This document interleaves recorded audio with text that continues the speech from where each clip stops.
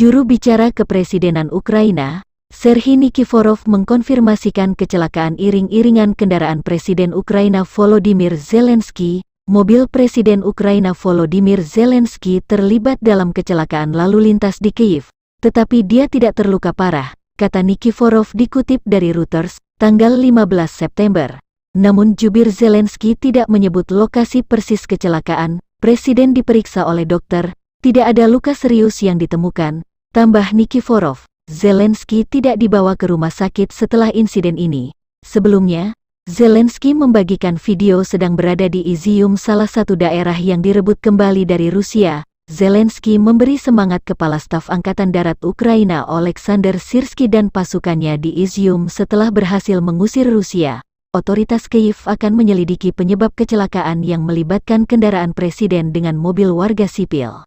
Kemenhan Ukraina merilis 350 prajurit Rusia tewas dalam sehari.